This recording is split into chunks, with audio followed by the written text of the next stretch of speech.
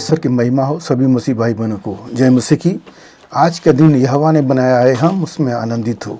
मेरे प्यारों, आइए प्रभु का वचन सुने और अपनी सारी चिंता परेशानियों को प्रभु के हाथ में सौंप दीजिए। क्या जाने प्रभु की दया हो और आप वचन सुनते सुनते भले चंगे हो जाएं। तो यहाँ पर मैं वचन लाया हूँ। उससे पहले विनती करूँगा, जो लोग नए हैं कृपया इस चैनल पर सब्सक्राइब कर दें। तो यहाँ पर उन जो लड़के बढ़ रहे हैं आज के, उनके लिए, नौजवानों के लिए, लड़कियों के लिए आज प्रभु का वचन है। नीति वचन से मैं लाया हूँ, उसको समझे और सुने। प्रभु आपके जीवन में अद्भुत काम करेंगे।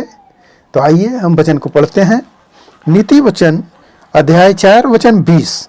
हे मेरे पुत्र, मेरे वचन पर ध्यान धर के सुन और अपना कान मेरी बातों पर लगा। पिता कह रहा है अपने पुत्र से कि उस पर ध्यान धर, मेरी बातों पर ध्यान धर। तो यहाँ पर और पढ़ते हैं, इनको अपनी आंखों की ओर न होने दे, वरन अपने मन को मन में धारण कर, क्योंकि जिनको वे प्राप्त होती है वे उनके जीवित रहने का और उनके सारे शरीर के चंगे रहने का कारण होता है। आमीन।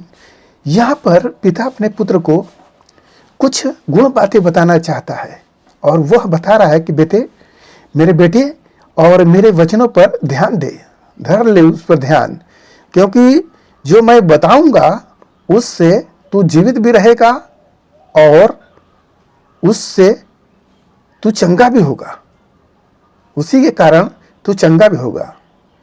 तो क्या बातें हैं जो पिता अपने पुत्र को बताना चाहता है? तो हम आगे पढ़ते हैं। सबसे अधिक अपने मन की रक्षा कर, क्योंकि जीवन का मूल स्रोता वही है। सबसे पॉइंट की बात बताएं कि अपने मन की रक्षा कर। हमारा मन इतना चंचल है, अभी हम वचन सुन रहे हैं और अभी हमारा ध्यान कहाँ चला जाएगा। तो यहाँ पर पिता कह रहा है अपने बेटे से कि तू अपने मन की रक्षा कर, क्योंकि मन ही सारे बुराई का जड़ है। वही हमें गिराता है, वही हमें उठाता भी है। अच्छा मन बना लिए तो काम अच्छा होगा, और बुरा मन बना लिए तो बुरा होगा।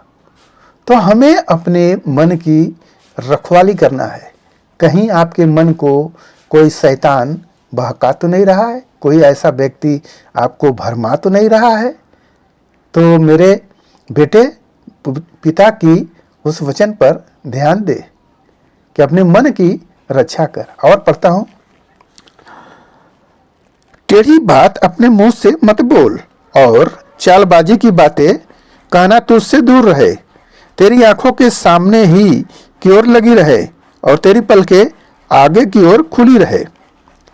आंखें हमारे सामने की ओर रहे और पलकें भी सीधी रहे। ऐसा नहीं कि लोग अक्सर आंखों को आड़ा टेढ़ा करते रहते हैं, हमें उसके समान नहीं होना है। अपने पांव रखने के लिए मार्ग को समथर कर और तेरे सब मार्ग ठीक रहे, न तो तू दाहिने मोड़ना और न बाएं की ओर। अपने पांव को बुराई के मार्ग पर चलने से हटा ले। यहाँ पर पिता की आज्ञा है कि अपने पांव को समथर रख, यानी कि ऊंचाई कूदने का मतलब कि गलत मार्गों पर मत जा। जो टेढ़ी चाल चलते हैं, किसी के घर में से कूदना फिर उतरना चढ़ना, यह पाप का वाला काम जो बताया जा रहा है, पिता शिक्षा दे रहा है।